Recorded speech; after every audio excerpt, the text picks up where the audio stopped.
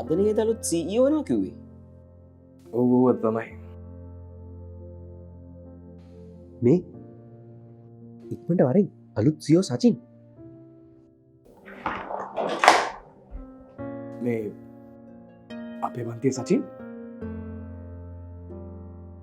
Excuse me. මුලින්ම ඇත්තටම මට සමාවෙන් මචං. අපි ඒ කාලේ එහෙම දෙයක් හිතලා නෙමෙයි කිව්වේ.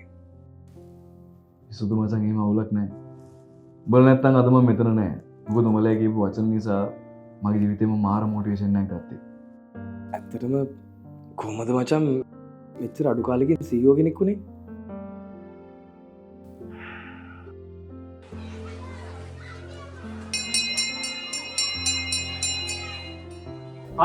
පුතාලා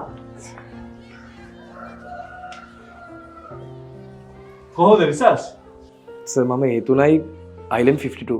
ෂා නියමයිනේ. දැන් ඉතින් ඉංජිනේර කෙනෙක් තමයි. Thank you sir. පුතාලා ඒ තුනයි සර්. ෂා නියම කොල්ලෝ ටිකනේ. දැන් ඉතින් ජීවිතේම ගොඩ.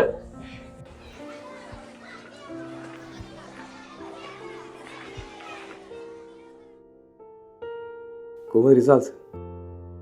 විශාල් කියන්නේ ෆිසික්ස් වලට නම් තියෙනවා 100 එකක්. කෙමිස්ට්‍රි මැත්ස් වලට තියෙන එසේ. රමේෂ් දවරු උඹේ කොහමද? Chemistry down bio and physics වල ටෙස්ට්. දැන් ඉතින් ජීවිතේම ඉවරයි නේ. මොනව කරන්නද? අපි නම් ගොඩ දාගත්තා.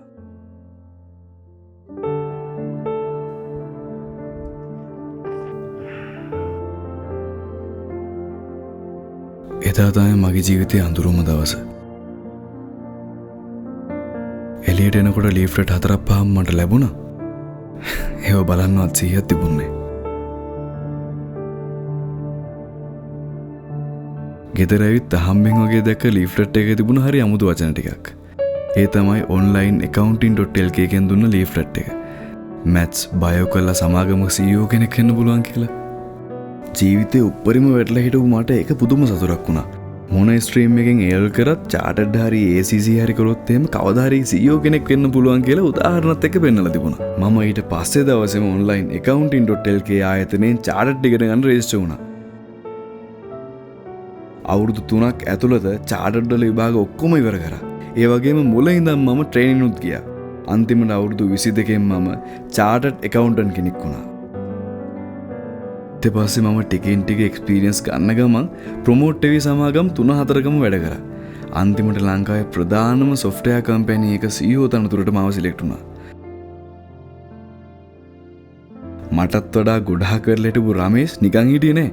මිනිහාගේ තාත්තත් ටිකක් වියදම් කරන්න පුළුවන් නිසා ACCA පටන් ගත්තා. මේ වෙලාවේ ලංකාවේ ලොකුම හොස්පිටල් එකේ CEO වෙලා ඉන්නෙත් ඒ ලෙවල් වලට බය කරපු අපේ රමේෂ්. ඉතින් මචං ඔකේ තියෙන ඔය accounting subject එහෙම අමාරුන් නැද්ද? විසුදු මචං. චාටඩ් වල ඔක්කොම තියෙන සබ්ජෙක්ට් 15යි. ඒකිනුත් accounting 3ක් තියෙනවා. ACC වල මුළු සබ්ජෙක්ට් ගාන 13යි. ඒකිනුත් accounting තියෙන සබ්ජෙක්ට් 3යි. අනික තමයි online accounting.lk එකකින් මුලින්ද ලොගුවන් නිසා ප්‍රශ්නයක් නැහැ. හරිම ලේසි පහසුයි. මමත් එකපාරෙම පාස් වුණා. උඹ නම් මාර පොරක් සචින්. ඒල් කියන්නේ ජීවිතේ කඩේමක් විතරයි. ඒල් කරලා පාස් වෙලා කැම්පස් යන්න බැරි වුණා කියලා එහෙම ජීවිතේ යවුල්ලක් නැහැ. තව පාර ලෝන තරම් තියෙනවා. ඉතින් මගේ පෙර විනකට වාසනාවකට තමයි online accounting.lk එකේ රීෆ්ලෙක්ට් එකක් මට හම්බුනේ. ඉතින් මම වැඩලා හිටපු තැනත් එක්ක මම උපරිම try කරලා මගේ ජීවිතේ කොට දාගත්තා. ජීවිතේ මට දෙවෙනි chance එකක් දුන්නා. මම ඒ chance එක උපරිම ප්‍රයෝජන ගත්තා.